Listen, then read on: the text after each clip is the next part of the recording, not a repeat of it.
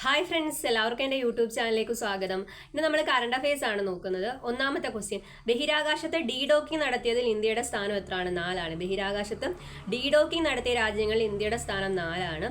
World audio visual and entertainment ഉച്ചകോടിയുടെ വേദി എവിടെയാണ്? മുംബൈയാണ്. World audio visual and entertainment ഉച്ചകോടിയുടെ വേദി മുംബൈയാണ്.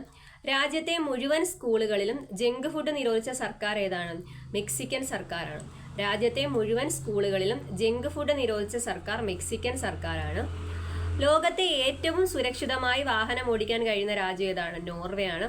ഇതിൽ ഇന്ത്യയുടെ സ്ഥാനം 49. രോഗങ്ങളുടെ വരവ് മുൻകൂട്ടി അറിയാനുള്ള ഡിജിറ്റൽ സംവിധാനം ഏതാണ്? എപ്പിഫോം ആണ്. എപ്പിഫോം. പ്രസ്തുത സംവിധാനം ആവിഷ്കരിച്ചത് KCDC ആണ്. Kerala centre for disease control ആണ്. KCDC, Kerala centre for disease control ആണ് എപ്പിഫോം എന്ന സംവിധാനം, ഡിജിറ്റൽ സംവിധാനം ആവിഷ്കരിച്ചത്.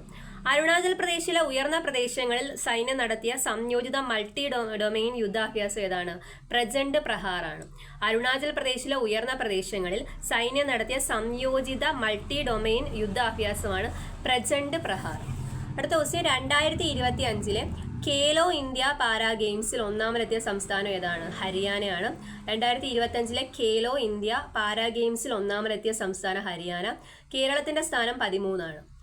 ആദ്യമായി ഹിന്ദിയിലും കാലാവസ്ഥ അറിയിപ്പുകൾ ലഭിക്കുന്ന ദക്ഷിണേന്ത്യൻ സംസ്ഥാനം ഏതാണ്? തമിഴ്നാടാണ്. ആദ്യമായി ഹിന്ദിയിലും കാലാവസ്ഥ അറിയിപ്പുകൾ ലഭിക്കുന്ന ദക്ഷിണേന്ത്യൻ സംസ്ഥാനം തമിഴ്നാടാണ്. അപ്പോൾ ഓക്കെ, താങ്ക് യു ഓൾ.